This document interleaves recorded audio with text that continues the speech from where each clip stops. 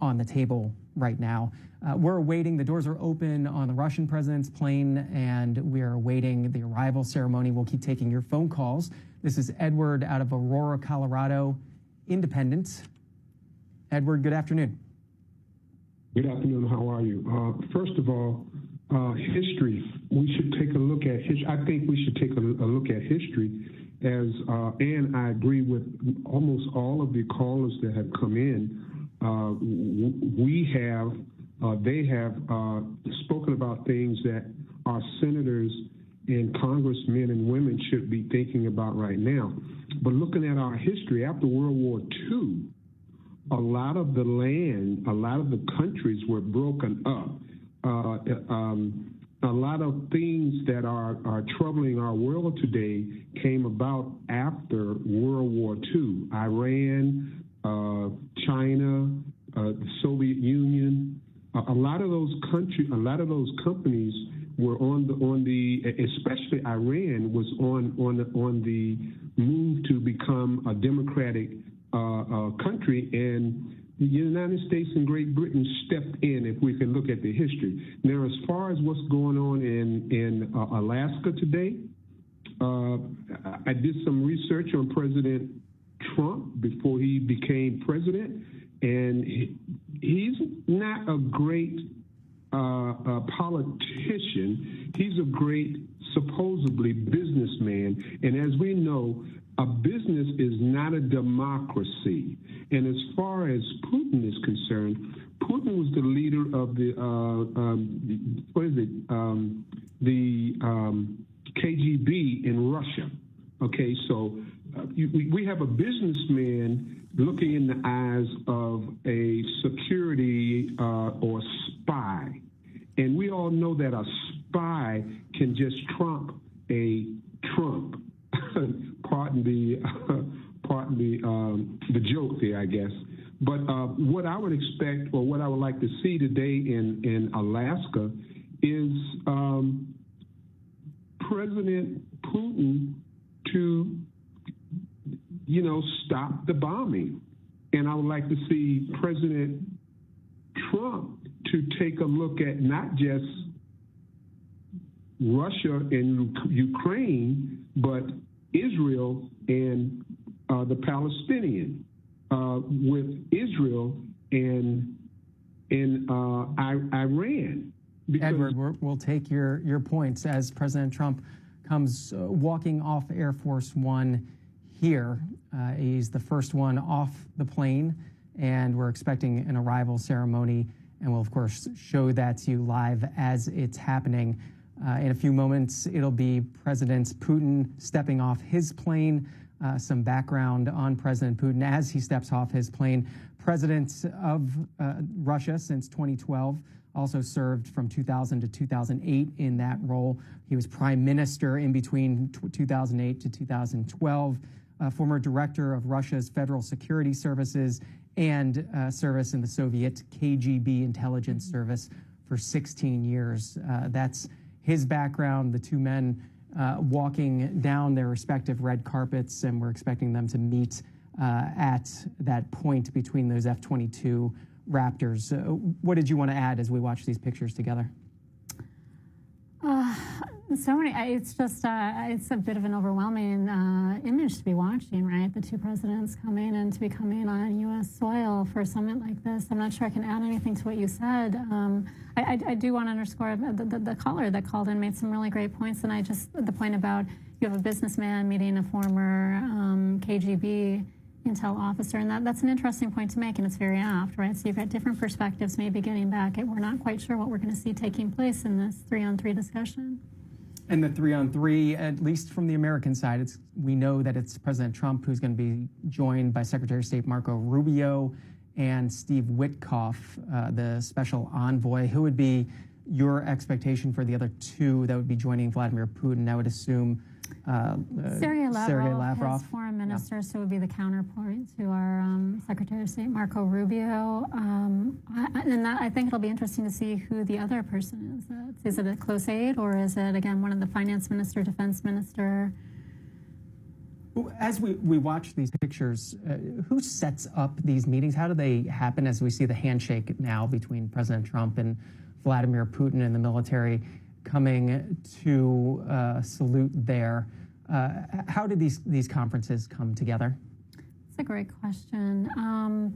Generally, if there are months in the planning and you'd have a lot of people involved. So, for example, if it's in a third-party state, for example, the Helsinki meeting of 2018, you would have had the U.S. ambassador actively involved. In this case, I think it was interesting you mentioned that also on board, I believe you said on board the plane, was the governor of Alaska and the two Alaska senators. So I presume Alaska was very much involved in how this would take place. But you would have, high level, certainly ambassadors for the respective countries would be involved in the planning. The pictures coming in live from Anchorage, Alaska. It's 54 degrees Fahrenheit on the ground. It looks to be a little overcast there, as we saw as the planes were coming in, and here stepping up on the stage, President Trump and Vladimir Putin for their photo opportunity. This is the greeting that's happened. We'll try to listen in for a moment to hear what it sounds like there out on the tarmac.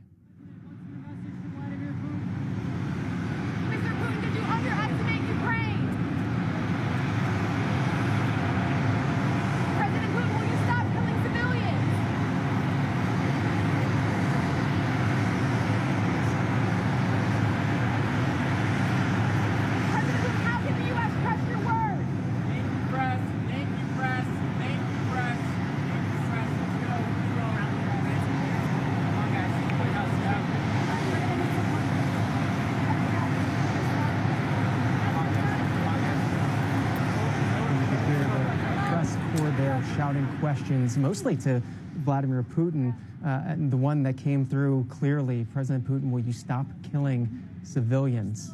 The two men headed to their briefing were expected in about a half an hour. They call it a pool photo opportunity. That could be a point where President Trump talks to the press. He likes to do that. He may even take a few questions. You see, they did not there at this arrival ceremony, just sort of a brief photo op and then into their cars to the place where they're going to be meeting. It's all happening there on the base, though. It's not a long drive. Taking your phone calls, want to get your reaction to this moment, the first time in 6 years that President Trump and Vladimir Putin meeting, and they are meeting on U.S. soil at a joint U.S. military base. This is Joseph in Fort Wayne, Indiana, independent. Go ahead. Hi, I appreciate y'all having me on, and it's been a pleasure listening to all the other callers. I guess I just have two statements in regards to this meeting. Is one, I would really hope that there would be a reinforcement for a peace in Ukraine. I would really like there to be a reassertment of the sort of democratic order that sort of existed since the end of World War II. I know there's a lot of challenges with that, and it's not just Ukraine. In my personal view, though, I do see the invasion of Ukraine as a direct challenge to the global democratic order, which has kind of kept the peace since the end of the last World War. And, second of all, and it's kind of hard for me to say this because I feel like that I'm taking the attention away from Ukraine, is I'm hoping that there can be some segue into some serious conversations about reinforcing and expanding arms control. I know a lot of those treaties have expired, and I know that also technology has changed since those treaties were created. I hope that we can, that us and the Russians can start discussing that again and start taking it seriously. Jennifer Winstrand. No, great comments by the caller. His first point about, reasserting the democratic order that we've had since the post-World War II period. And he's right. That's come up a lot over the past 3 years, right? Part of the big push in that post-1945 to 1950, when all of these UN agencies were created and other agencies, and this idea that we need to have liberal here in the lowercase l, institutions that can be checks on one another so we don't have countries unequivocally, just invading one another. And so I think he's right to emphasize that should be on discussion. Also, right, I think the arms control, that's been brought up, that could be one of the points that either President Trump or President Putin raised. Obviously, periodically over the past 3 years, President Putin has used the fact that he does have nuclear capabilities and other capabilities, kind of wave that in the face of people and use that as a threat, whereas if it is a country that wasn't nuclear armed, that wouldn't be a comparable threat. So I think, again, the caller makes two very good points of things that hopefully will get discussed. President Trump and President Putin are on their way to their bilateral meeting. It's not just a one-on-one meeting, though. We learned after the two planes landed from the press pool there, that it's going to be a 3-on-3 meeting, the initial meeting, and then could expand to more after that. So we're watching, been showing you live pictures this afternoon, and we're going to be doing it throughout the course of these talks. But President Trump spoke to reporters aboard Air Force One earlier today and set some of his own expectations for today's meeting. We want to show you that discussion he had with the press. It's just about 5 or 6 minutes long. This was from earlier today. I brought a friend of yours, Brett Baer. He's here. Brett, how you doing? How are you? What will make a success of this summit today? I can't tell you that. I don't know. It's there's nothing set in stone. I want certain things. I want to see a ceasefire. This is not to do with Europe. Europe's not telling me what to do. But they're going to be involved in the process, obviously, as will Zelensky. But I want to see a ceasefire rapidly. I don't know if it's going to be today, but I'm not going to be happy if it's not today. Everyone said it can't be today, but I'm just saying I want the killing to stop. I'm in this to stop the killing. You know, we're not putting up any money. We're making money. They're buying our weapons, and we're sending them to NATO, and NATO's sending us big, beautiful checks. But that I don't care about that. I care about it was a big factor when Biden spent $350 billion and got nothing. But what I do care about is they lost last week 7,011 people were lost, almost all soldiers. 36 people in a town which got hit by a missile, but over 7,000 soldiers. It's crazy. Could you describe a little bit, Mr. President, because I know you've had a lot of phone calls with President Putin. What's the difference in a face-to-face, in-person meeting? Look, he's a smart guy, been doing it for a long time, but so have I. Been doing it for a long time. And here we are with President. That was much more difficult than what I'm doing today, believe me. So we get along. There's a good respect level on both sides, and I think, something's going to come of it. I noticed he's bringing a lot of business people from Russia, and that's good. I like that because they want to do business, but they're not doing business until we get the war settled. Are you going to talk about business? We have the hottest country on earth. We have the hottest economy on earth. We have the hottest country. We just set a new stock market record again. We have hundreds of billions of dollars flowing in from tariffs. We're the hottest country. We were a dead country, dead like doornails, a dead country. 1 year ago, we were dead as a doornail, and now we have the hottest country. And he wants a piece of that because his country is not hot economically. In fact, it's the opposite. And China's not doing well economically, but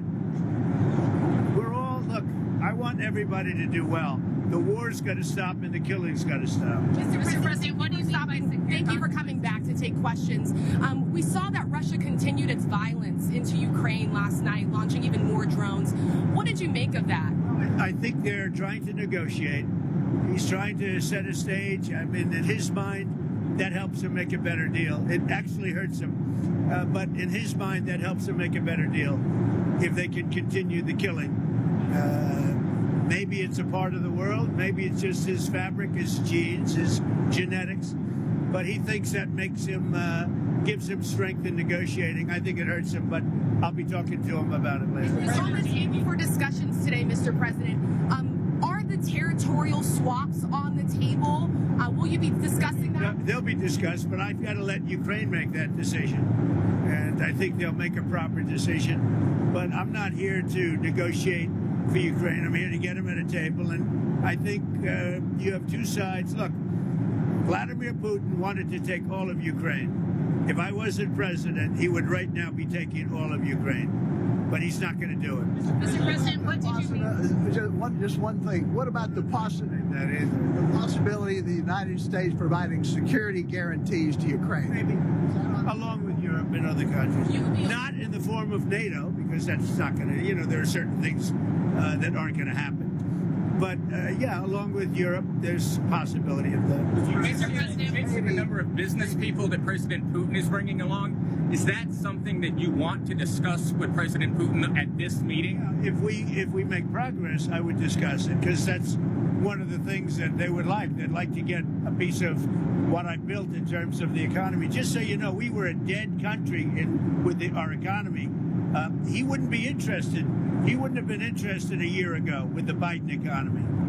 But he is interested in the Trump economy, because wait till you see when those factories start opening up.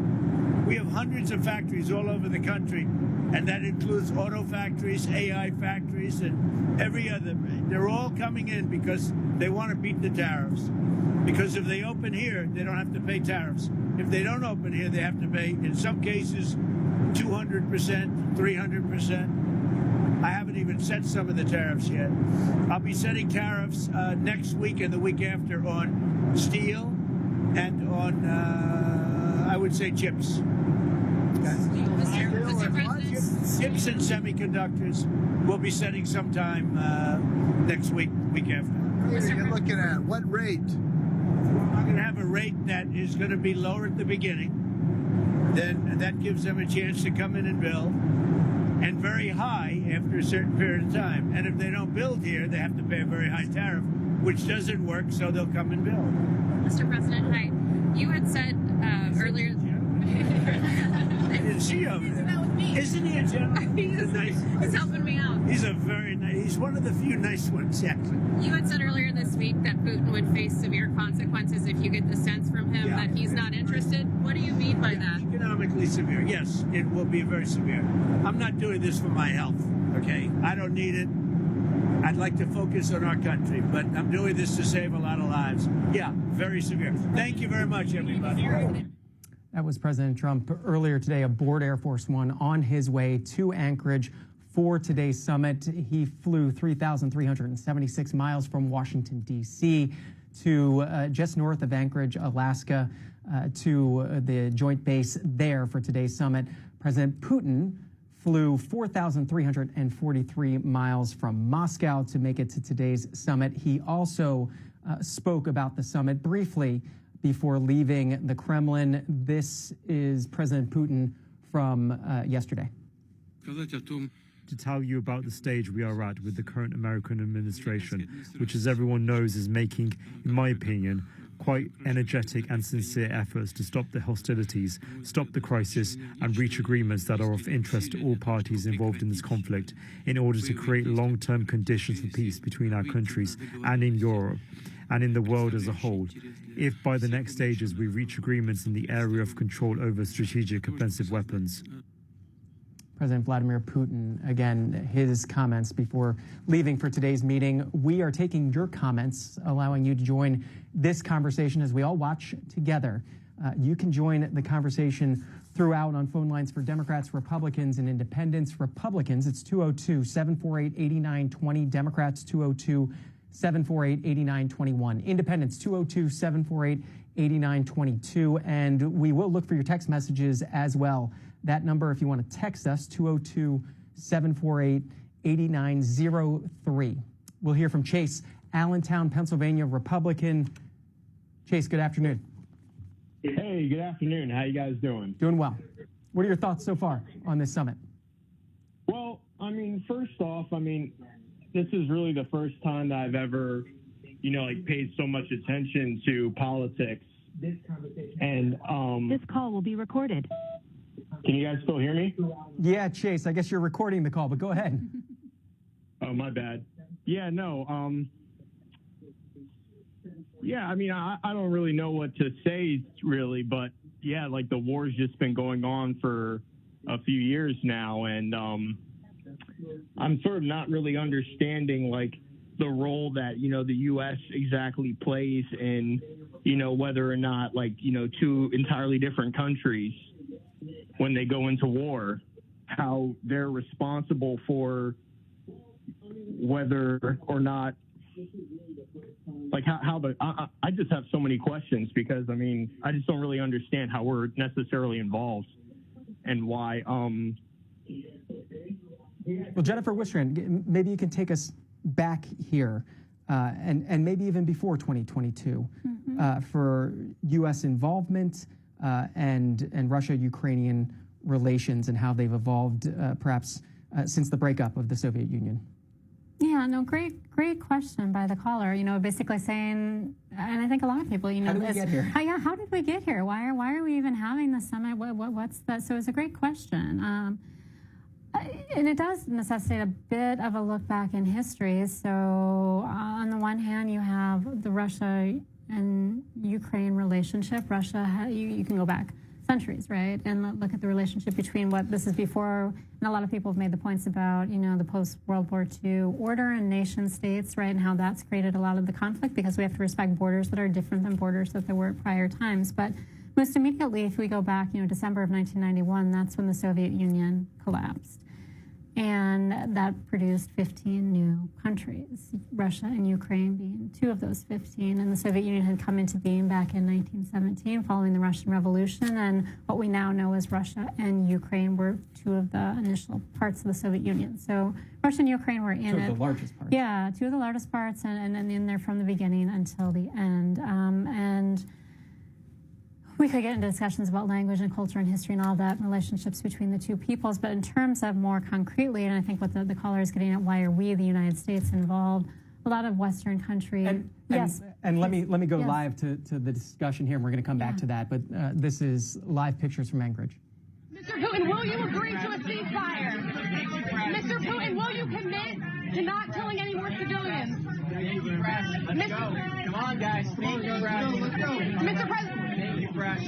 President Putin, why should President Trump trust your word now? After Thank you, press. Thank you, press. We've got to go. Thank you, press. Thank you, press. Thank you, press. Thank you, press. Thank you, press. Thank you, press. And we're watching along with you, our viewers. So a very brief pool spray, as they call it, a brief photo op there. So the networks can get videos of the two meeting together. They're going in to that 3-on-3 meeting. Who did you see sitting there with President Trump and President Putin? I confess all I caught, I saw Secretary of State Marco Rubio and then the Special Envoy Steve Witkoff. That's who my eyes focused on. I didn't see from the Russian side who was there. Right, and they are now expected to go into talks, and we don't know how long they're going to go. But we are going to follow the developments, and we are going to take viewer calls, and we're going to see what's happening today from some new news reporting from reporters on the ground, some quotes coming in for the expanded bilateral meeting and lunch. Rubio, Witkoff, Treasury Secretary Scott Bessent will be there. The Commerce Secretary, Secretary Lutnick will be there. Pete Hegseth, the Defense Secretary, Chief of Staff Susie Wiles, expected to also join. That's the expanded meeting, the lunch meeting after this sort of initial 3-on-3. That's some of the latest reporting. We knew it was going to be sort of a smaller meeting at the beginning and then expanding out, and then perhaps a news conference later this evening that we can all watch together. But again, we're learning all of this and watching it all together and taking your phone calls. It is Alejandro waiting in Sheboygan, Wisconsin, independent. Alejandro, what do you think of what you've seen so far? Hey, good afternoon, John. You know, it's just, I think what we have to recognize here is that the Ukrainians, they are not going to win this war. I think I have a family member, he used to work at the State Department. But anyway, he was telling me that the war is essentially the only reason that the Ukrainians have not completely lost all their territory is because they fought like hell, right? The Russians, they should really, if you compare their two militaries, the Russians should have almost complete control over Ukraine. But the Ukrainians have fought very well. They really put all their might into it. And so we're here at this point where I don't know what the exact percentage is, but I think it's about 25% of Ukraine right now, something like that, is occupied by the Russians right now. And essentially what the Russians probably want, or at least President Trump wants, is that we just end the war where it's at right now. That the battle lines that are drawn right now, that's anything that's Russian stays as Russian territory, and anything that's Ukrainian stays Ukrainian territory. The problem is the Ukrainians don't want to give up the land that the Russians have claimed, right? They're very patriotic people. They don't want to just submit and surrender and give the Russians this territory. And the Russians, on the other hand, they want even more than what they currently have, right? So I think this summit is kind of just trying to figure out what can we, what kind of lines can we draw here to bring an end to this war? Because it's just terrible. I mean, the lines have barely moved in, I don't know, 2 years or a year, something like that. But just so many people are dying, and it's just terrible. And I think President Trump is the worst president we've ever had, but I do commend him for this because he's certainly doing a lot more than President Biden, who I don't think was very great either.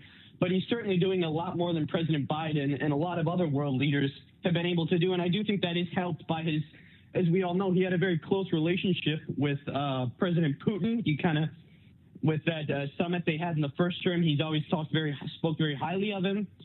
And I just hope that we can find some sort of agreement here, because this is just, so many people are dying and it's terrible. It's Alejandro in Sheboygan, Wisconsin. Let you respond to him, and maybe it helps bring us back to the other caller's question about how we got here. Yeah, absolutely. I was thinking the same thing, that we didn't get a chance to finish the previous caller's question, which was talking about how we got here. And I think this point about territory is key. Part of why the West felt an obligation to come to Ukraine's defense is, if we go back to the breakup of the Soviet Union in December 1991, Ukraine, we forget, had nuclear weapons as well, and it agreed to give them up, right, for security guarantees that were never strictly enforced. And so the West felt an obligation once Russia invaded Ukraine to come to its defense, because presumably Russia would have been less likely to invade Ukraine if it was a nuclear-armed superpower as well, which it wasn't post-1991. And so getting at the second caller's questions about territory, that has been brought up a lot in this discussion. You know, Russia saying that, we brought up the maps earlier, and we talked about these 4 provinces in the southeast, you know, and the caller said 25%. I think the number that's been more recently used is about 18%, but regardless of the number, it's whether it's 1%, whether it's 95%, that's considered Ukraine's territory that Russia's occupying. So I think that territory will be a big issue. Again, relating back to the earlier caller's comments about our post-World War II order, where we said we were going to respect boundaries. The big thing with the breakup of the Soviet Union was respecting the boundaries. Those 15 new countries that were previous former republics, there was an obligation to respect boundaries. And so this all goes back to, with Russia invading Georgia, Russia invading Ukraine, not respecting what happened at the breakup of the Soviet Union, but also not respecting the post-World War II liberal order. You've taught about this area, this region at Miami of Ohio, teaching about it again at Georgetown, studied it at the Wilson Institute. What is your expectation? What is your gut feeling when it comes to specifically the land issue? Is Ukraine going to have to give up some of its territory to Russia to end this war? Is Russia willing to pull back in some of the places that is conquered by force? What is your expectation as you've watched this over the course of the months and years? I think it's unlikely that Russia will pull out of Ukraine unless somehow forced to, given that it hasn't pulled out elsewhere that it's gone into. So I think it's unlikely unless somehow its economic situation were to get to a point where it felt it had to. And again, there's a great report out of Bloomberg and others in the last couple of days talking about the combined Western sanctions and then the wartime economy that President Putin himself has instituted, that they are finally starting to have very significant impacts on Russia's economy. And so I suppose it's possible that Russia could be induced to withdraw from Ukraine, although I think that's unlikely. And I think what is much more likely is that Russia will negotiate very strongly to be able to keep this 18%, the southeastern Ukraine. And I think that's why you see the European counterparts not only feeling pressure to increase their spending in NATO, but also thinking back, and then they have a much closer border with Russia, right? Estonia and the other countries, Poland, they have a history with Russia, right? They can go back over the centuries and see where their land was invaded or their land was controlled. You talk about sanctions. One thing we haven't talked about over the course of the past hour and a half or so, as we have been showing live pictures from the summit, is the Sanctioning Russia Act of 2025, Lindsey Graham's bill here, a very tough sanctions regimen. How it's played into what Donald Trump has said he might do, what Congress is asking President Trump to do when it comes to Russia.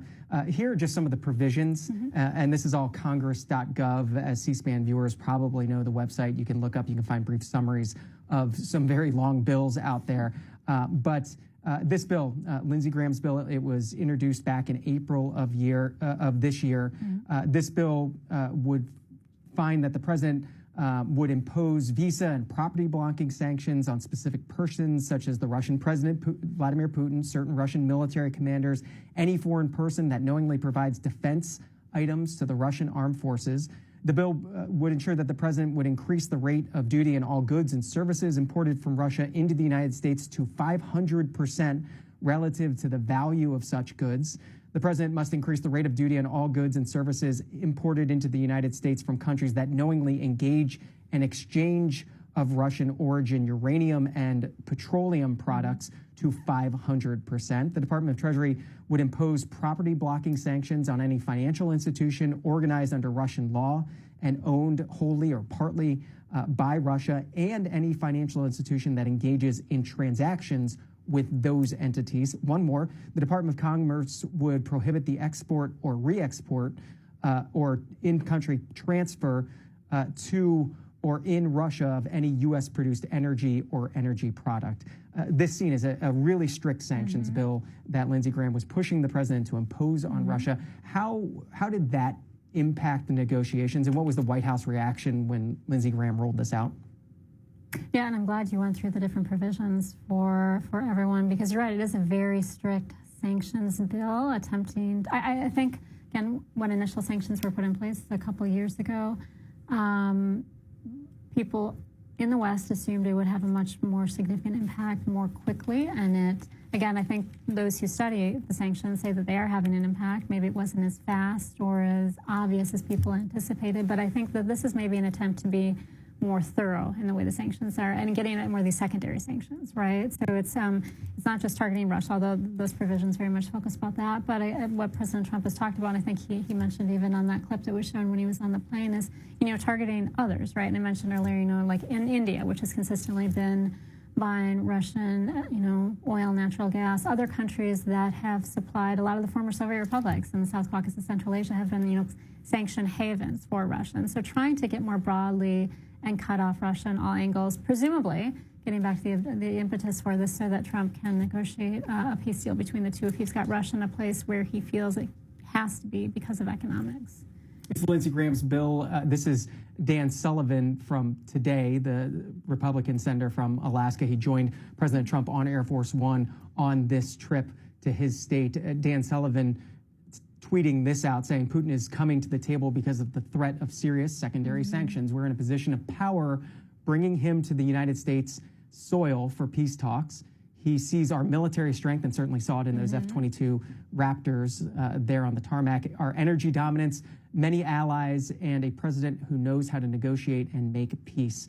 Alaska Senator Republican Dan Sullivan with his X posting today, just before 2 p.m. Eastern, just as the president was getting ready to land in Anchorage there for the talks. This is Ryan waiting in Florida, independent. Ryan, what are your thoughts on what you've seen so far? Hi, good afternoon there. Thank you for taking my call. My question was just if you all think this is a good strategy for the U.S. when it comes to ending the war with Ukraine.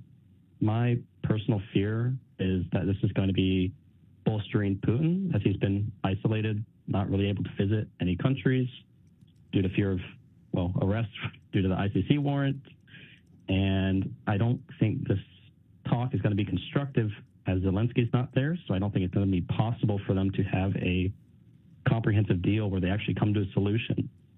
So I feel what's going to happen is Putin's going to go back home with no deal made, and what he's going to get out of it is just bolster his image internally, and possibly due to the U.S. starting to host him in our country, that other countries across the world will host him as well, and it'll just be sort of a normalization.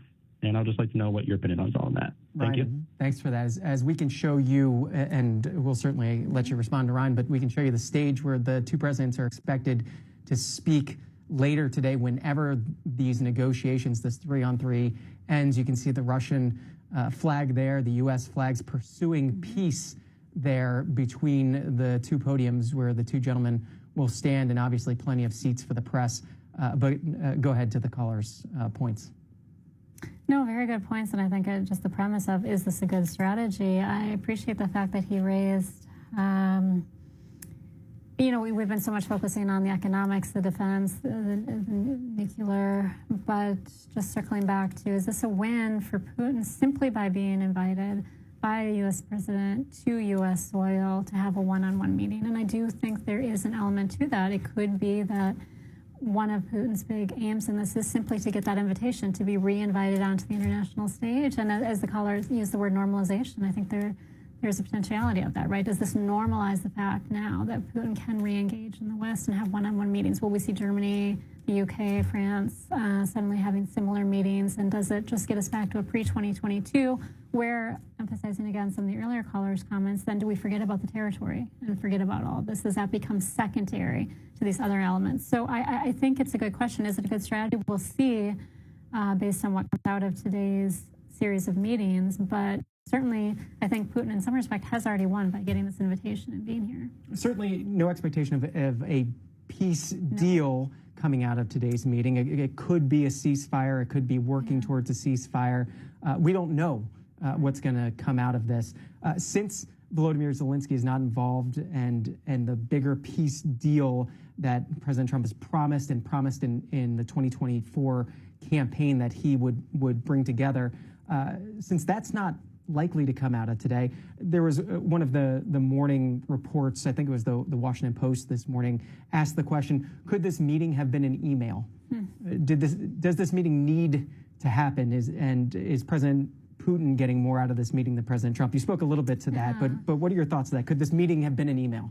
Yeah, that's great, or a text or a tweet or something, right? Yeah, I suppose, but I think that's where, when we get in all the minutiae of this, are they going to discuss this? Are they going to discuss that? Are they going to discuss that? We forget the optics are really important. Getting back to the caller pointing out, walking down the red carpet with the fighter jets there. And I think, sure, you could have had a discussion or a phone call, right? A multi-party phone call, meeting out different aspects of it. You're right to underscore, and I think you pointed out, it's pursuing peace is the title, right above the ultimate discussion that they're going to have. It's not achieving peace, right? Achieving peace is going to take quite a while. This is hopefully a step towards a peace process, and we have to remember any type of peace agreement, successful ones, go through multiple stages, right? Ideally, we would get a ceasefire agreement out of this, and then you'd have, an interim agreement or pre-negotiation. You'd have multiple stages before you get to anything type of comprehensive framework peace agreement. So I do think all of this, we need to look at all this, the optics, the shots, the words that are used,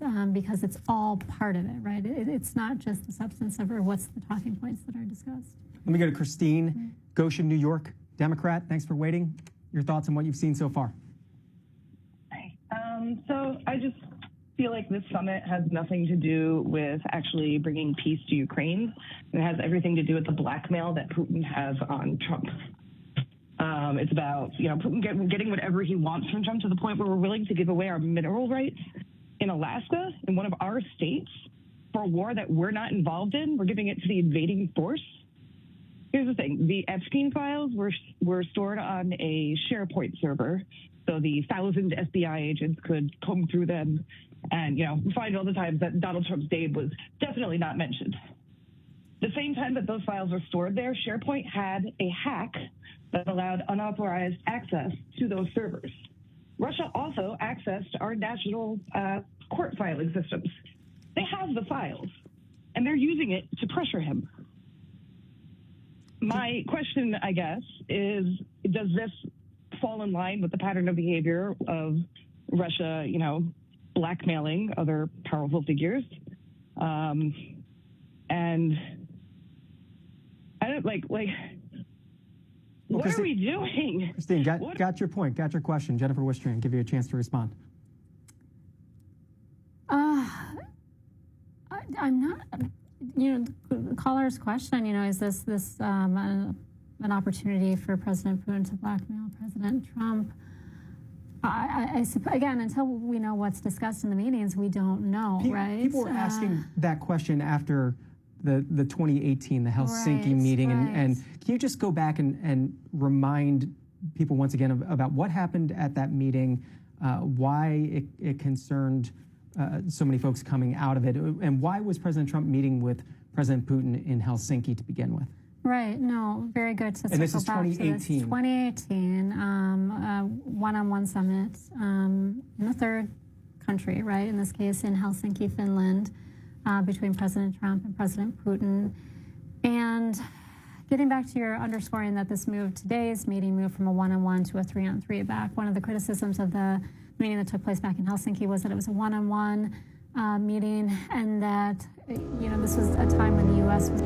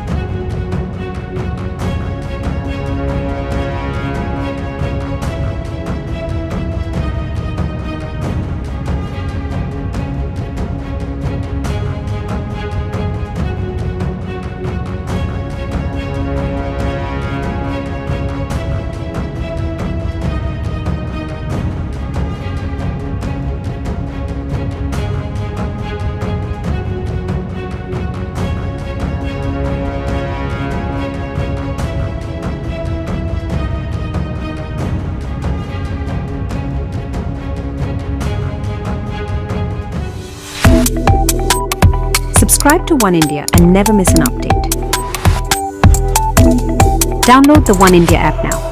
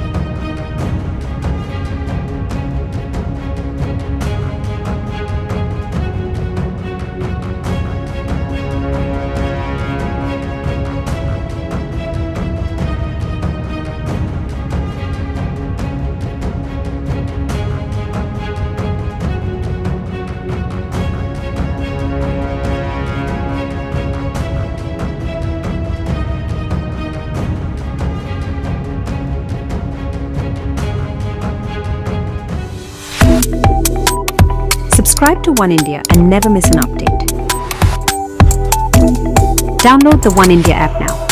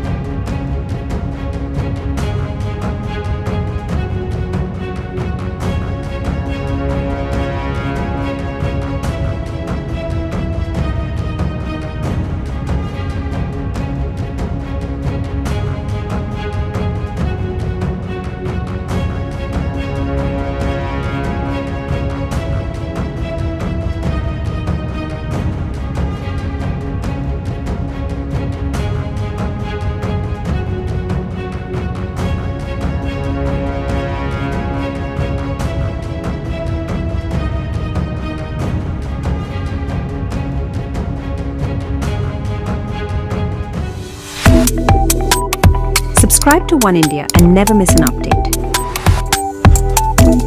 Download the One India app now.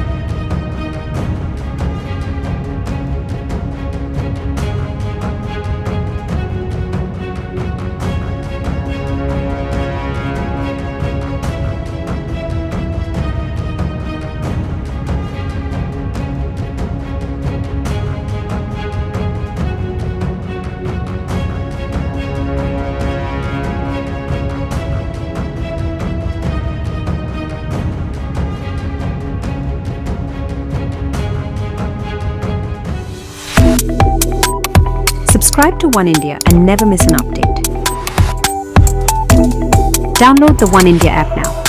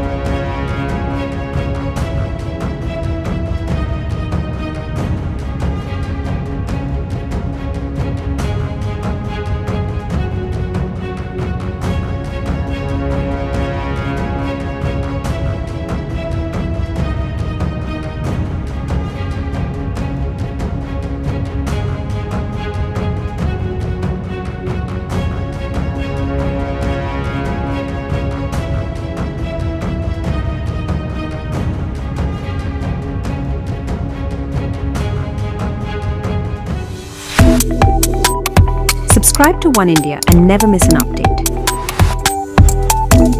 Download the One India app now.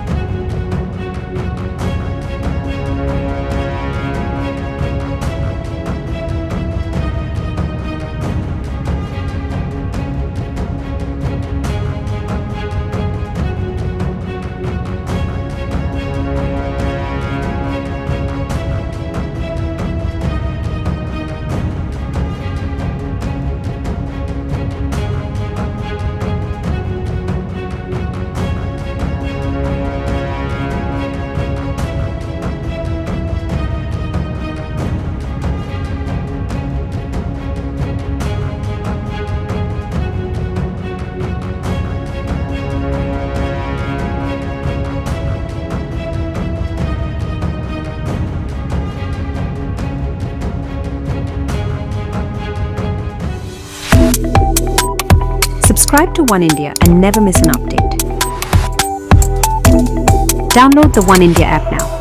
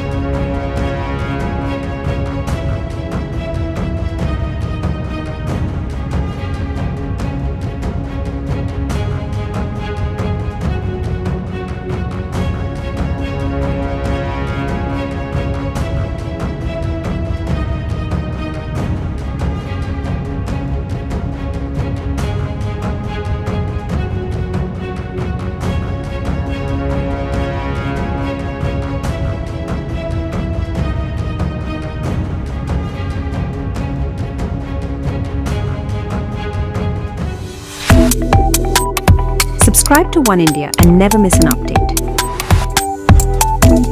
Download the One India app now.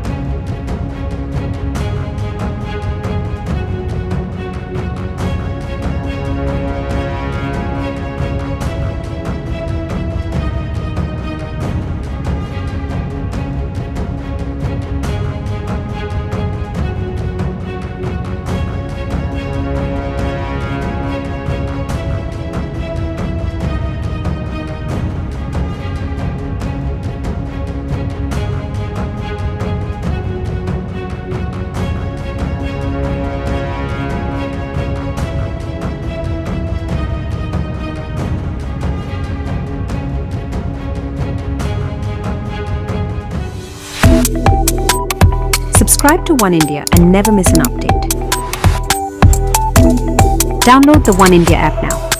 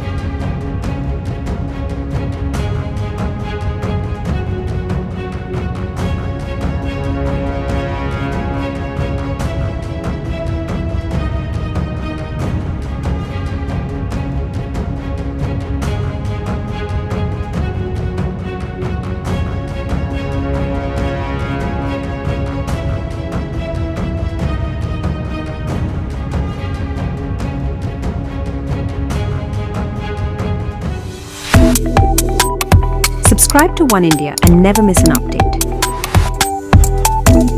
Download the One India app now.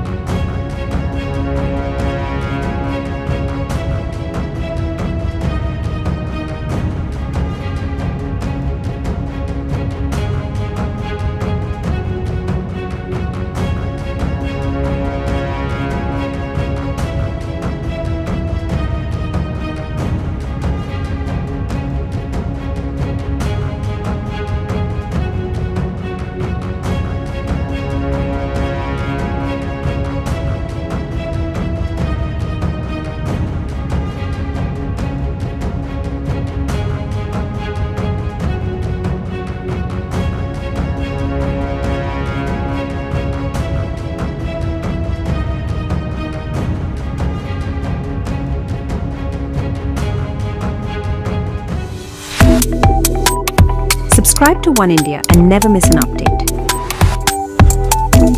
Download the One India app now.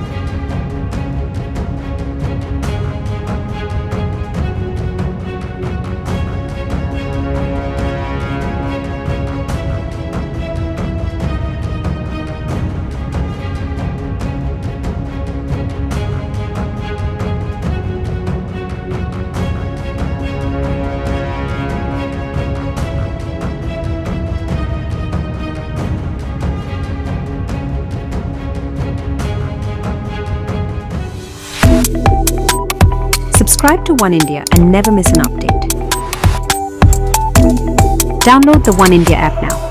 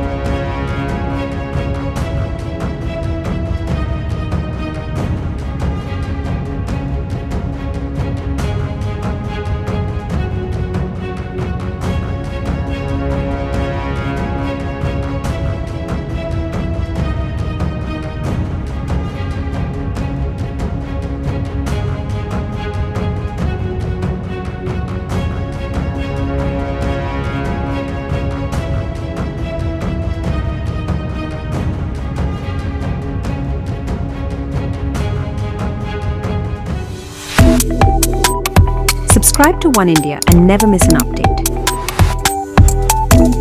Download the One India app now.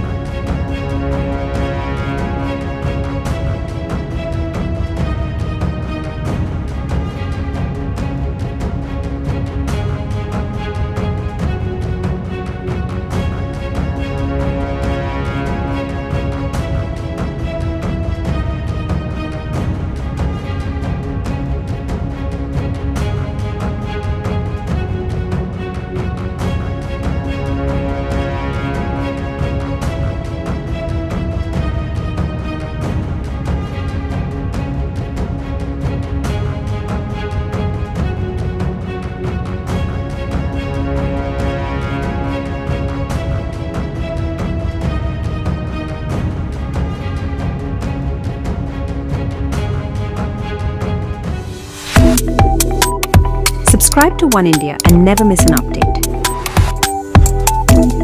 Download the One India app now.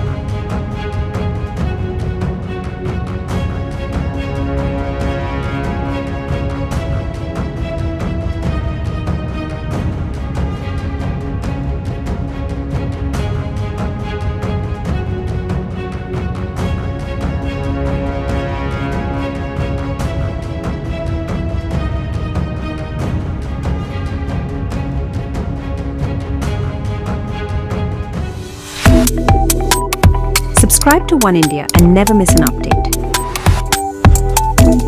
Download the One India app now.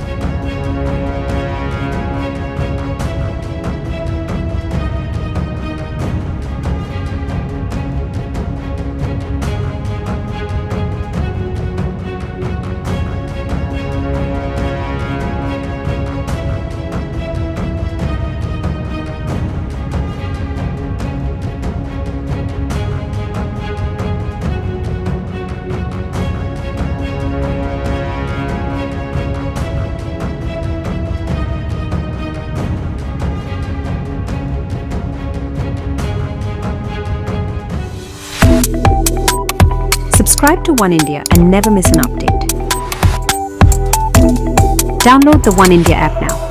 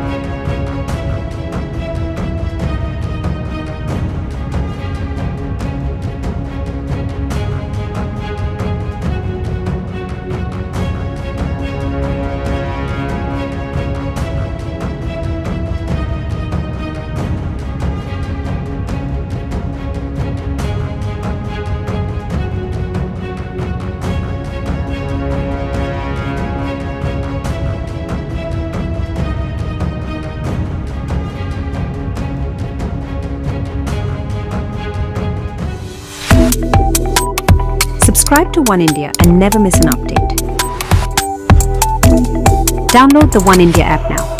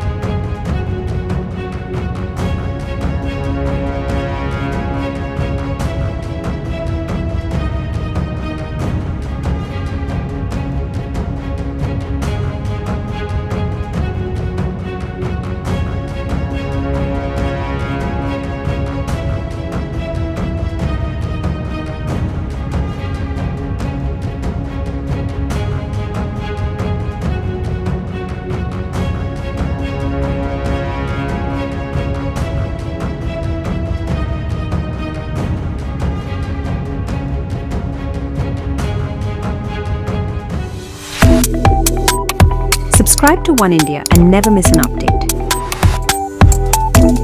Download the One India app now.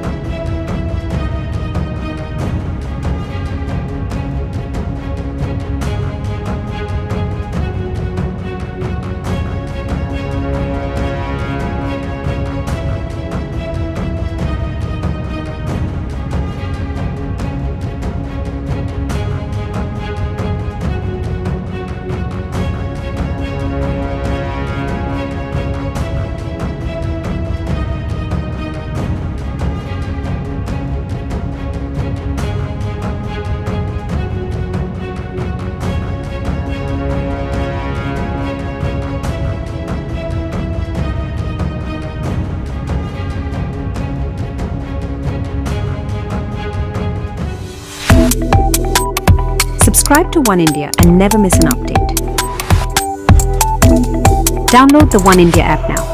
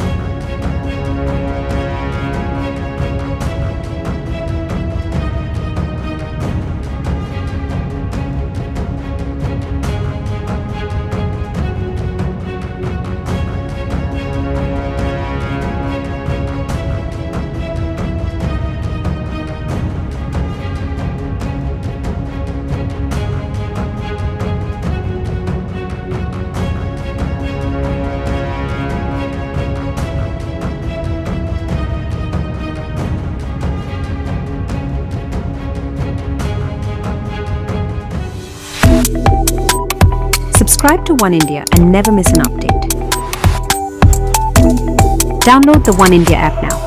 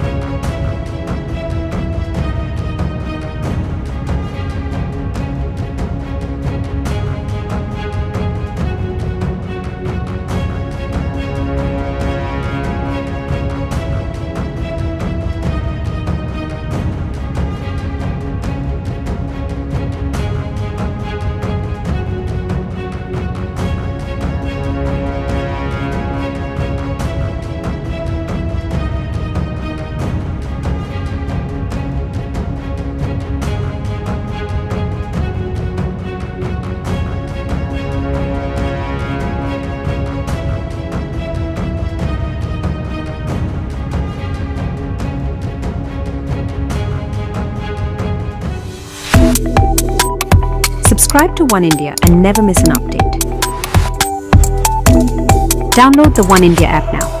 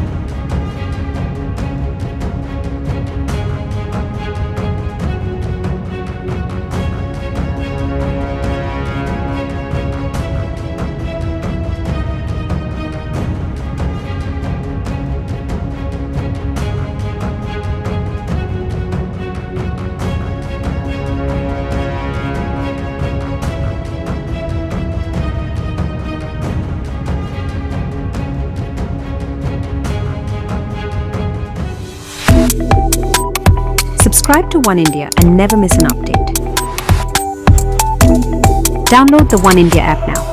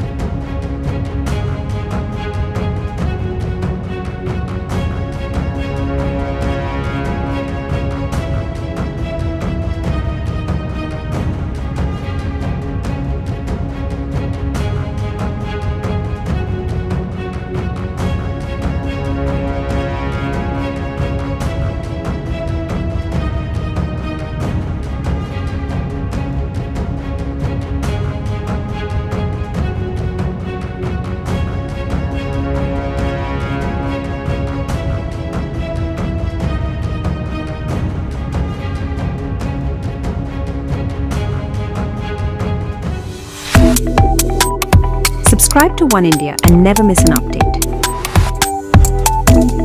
Download the One India app now.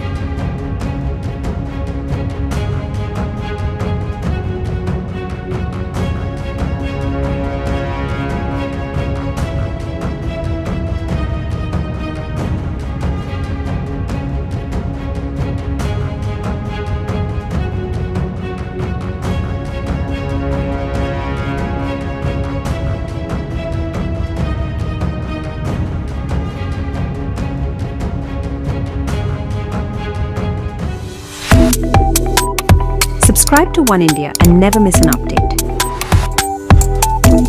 Download the One India app now.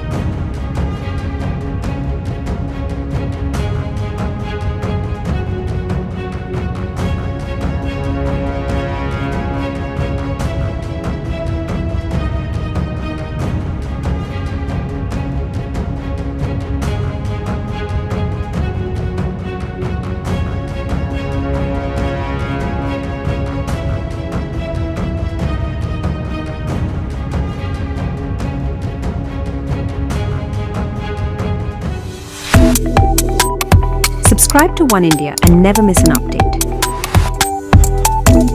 Download the One India app now.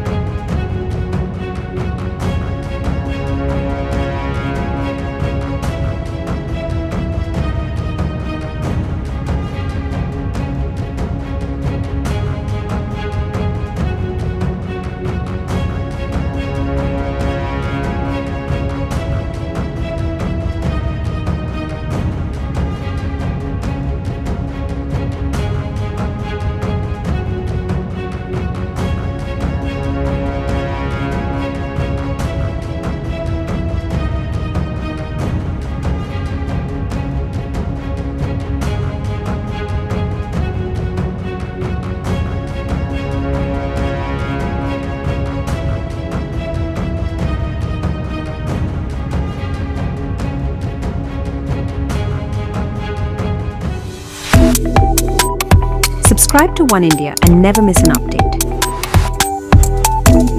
Download the One India app now.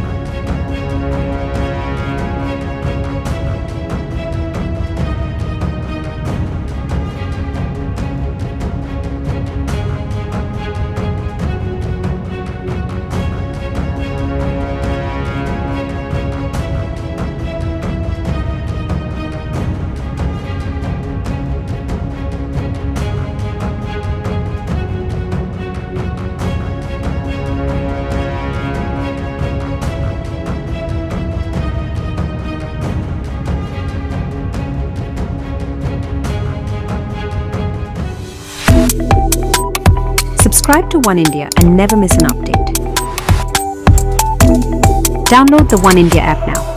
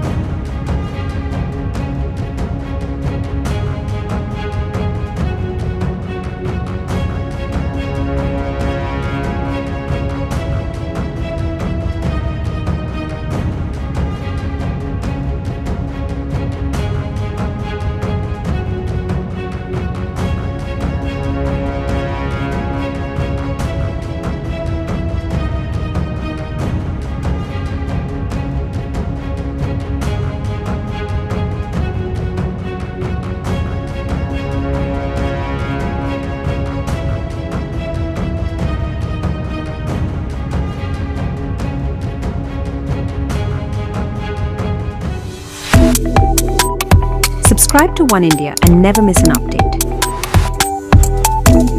Download the One India app now.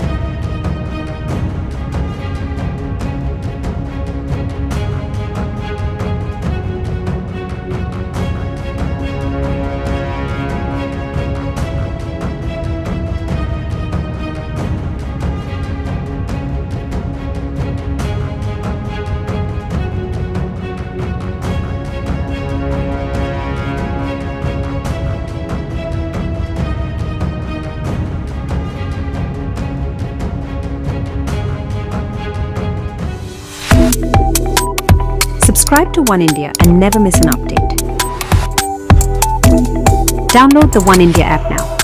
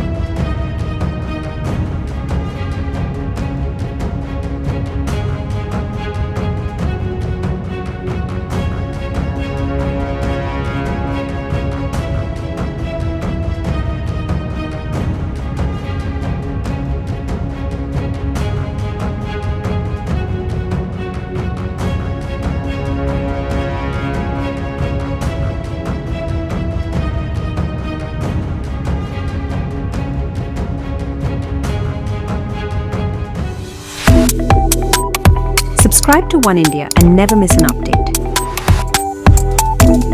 Download the One India app now.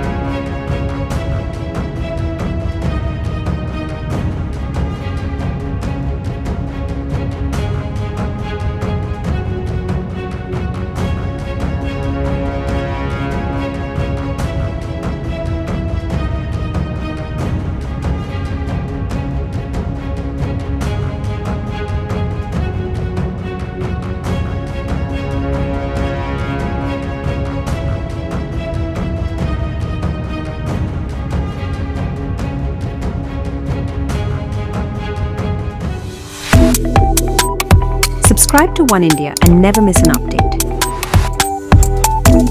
Download the One India app now.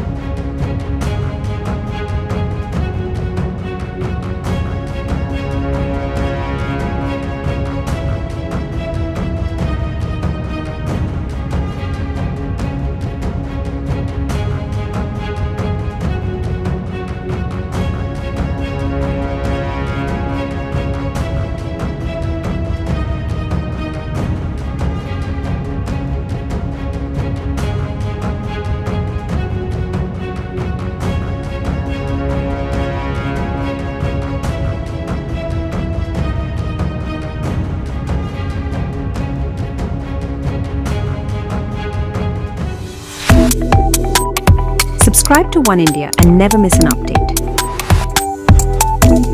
Download the One India app now.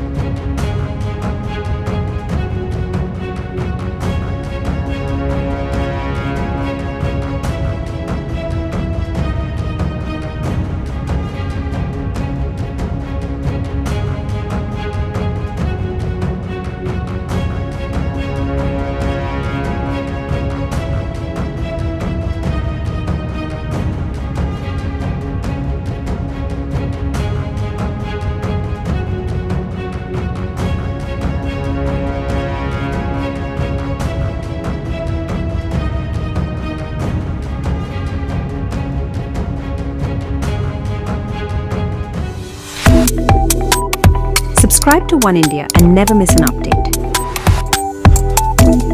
Download the One India app now.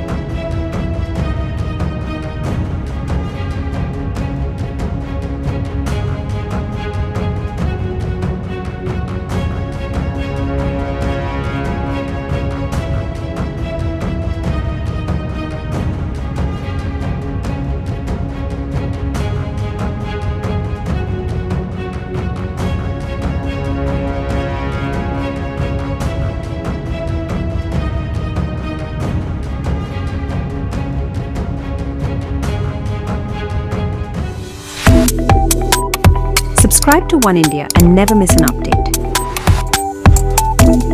Download the One India app now.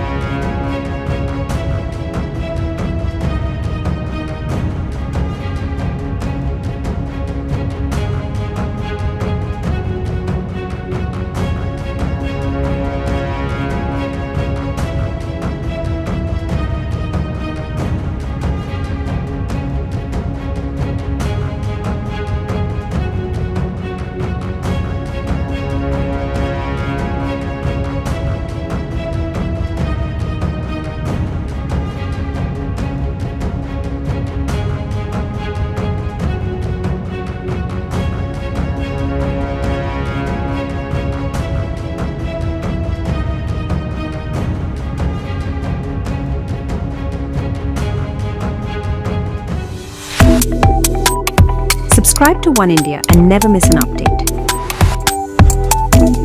Download the One India app now.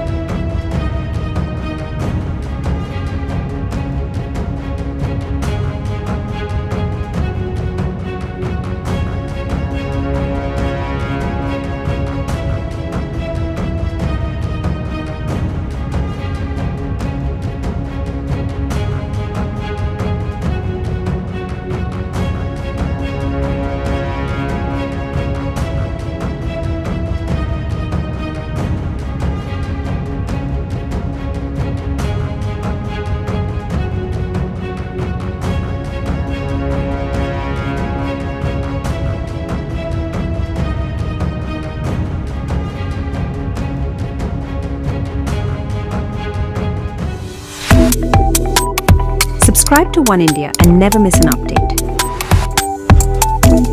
Download the One India app now.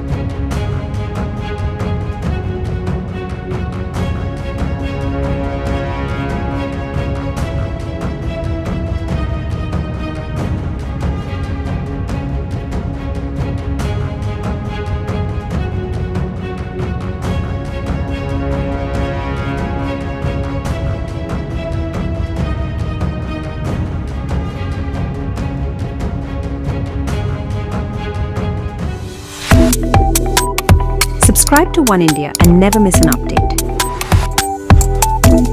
Download the One India app now.